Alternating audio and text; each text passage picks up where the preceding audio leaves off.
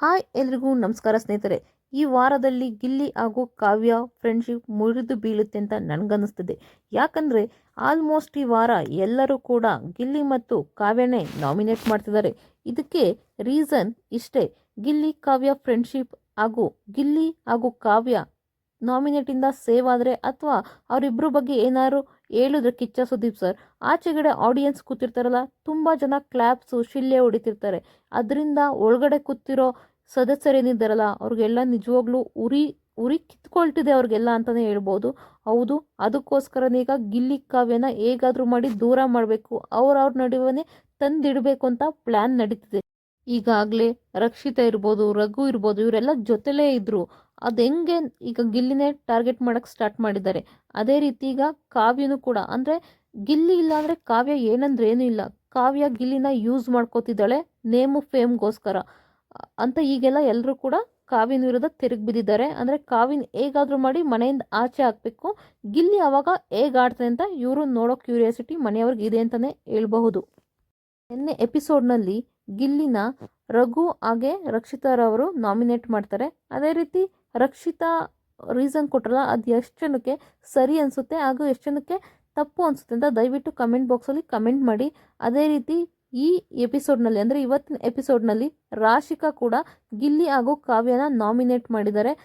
ಇಲ್ಲಿ ರಾಶಿಕಾ ಕೊಡೋ ರೀಸನ್ ಏನಂದರೆ, ಮನೇಲಿ ಇಷ್ಟು ಜನ ಸದಸ್ಯರಿದ್ದಾರೆ, ಅವ್ರಿಗೆ ಏನೇ ಆದರೂ ಅವಳು ಸ್ಟ್ಯಾಂಡ್ ತಗೊಳ್ಳಲ್ಲ. ಬಟ್ ಯಾರೋ ಒಬ್ರಿಗೆ, ಅಂದರೆ ಅವ್ರ ಫ್ರೆಂಡ್ ಅಂತ ಒಬ್ರಿದ್ದಾರೆ, ಅದು ಗಿಲ್ಲಿ, ಅವನಿಗೇನಾರ ಆದರೆ ಮಾತ್ರ ಸ್ಟ್ಯಾಂಡ್ ತಗೊಳ್ಳೋದಂತೆ. ಇದ್ಯಾವ ಥರ ಸ್ಟ್ಯಾಂಡು? ಅಲ್ಲಿ ನೋಡಿದ್ರೆ ಮೊದಲನೇ ಸ್ಥಾನಕ್ಕೆ ನಿಲ್ಲಿಸ್ತಾನೆ ಧನುಷು. ಅಂದರೆ ಅವಳು ಯಾವ ಕಾರಣಕ್ಕೋಸ್ಕರ ಮೊದಲನೇ ಸ್ಥಾನ ಕೊಟ್ಟಿದ್ದಂತ ಅವನಿಗೂ ಗೊತ್ತಿಲ್ಲ. ಯಾರಿಗೆ ಸ್ಟ್ಯಾಂಡ್ ತೊಗೊಂಡಿದ್ದಾಳೆ ಅಂತ ನಾವಂತೂ ನೋಡೇ ಇಲ್ಲ. ಗಿಲ್ಲಿಗೆ ಬಿಟ್ಟರೆ ಯಾರಿಗೂ ಅವಳು ಸ್ಟ್ಯಾಂಡೇ ತಗೊಂಡಿಲ್ಲ ಅಂತ ಹೇಳ್ತಾರೆ. ಅದಕ್ಕೆ ಧನುರವರು ಹೇಳ್ತಾರೆ ಅವಳಿಗೋಸ್ಕರ ಅವಳು ತಗೊಂಡಿದ್ದಾಳೆ ಅಂತ. ಇದೇ ರೀತಿ ವಾದ ವಿವಾದಗಳಾಗಬೇಕಾದ್ರೆ ಕಾವ್ಯರು ಹೇಳ್ತಾರೆ, ನಂತರ ನಿಯತ್ತಾಗಿ ಬೇರೆಯವರು ಫ್ರೆಂಡ್ಶಿಪ್ ಮಾಡಿ ತೋರಿಸ್ಲಿ ಅಂತ ಹೇಳ್ತಾಳೆ. ಆಗ ಗಿಲ್ಲಿ ಹೇಳ್ತಾರೆ, ಅಲ್ಲ ನೀನಿದ್ರೆ ಮಾತ್ರ ಕಂಫರ್ಟ್ ಝೋನ್, ನಾವಿದ್ರೆ ಅದು ಕಂಫರ್ಟ್ ಝೋನ್ ಅಲ್ವಾ ಅಂತ ಹೇಳ್ತಾರೆ.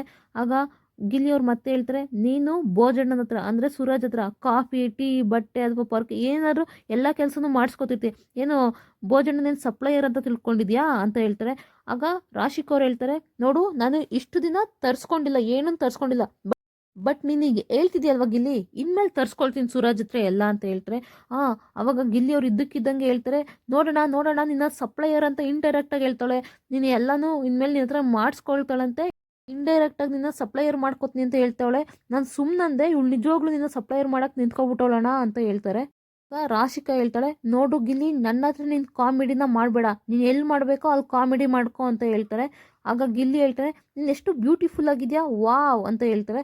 ಆಗ ರಾಶಿಕಾ ಹೇಳ್ತಾಳೆ, ನನಗೆ ಗೊತ್ತಿದೆ ನಾನು ಎಷ್ಟು ಬ್ಯೂಟಿಫುಲ್ ಆಗಿದ್ದೀನಿ ಅಂತ, ನಿನ್ನ ಹತ್ರ ಎಳಿಸ್ಕೋಬೇಕಾಗಿಲ್ಲ, ಬಾಯಿ ಮುಚ್ಕೊಂಡು ಹೋಗು ಅಂತ ಹೇಳ್ತಾರೆ. ಆಗ ಗಿಲ್ಲಿ ಹೇಳ್ತಾನೆ, ನೀನು ಬ್ಯೂಟಿಫುಲ್ ಆಗಿದ್ದೀನಿ ಅಂತ ಹೇಳಿದ್ನಲ್ಲ ಅದೇ ಕಾಮಿಡಿ ಅಂತ ಹೇಳ್ತಾರೆ.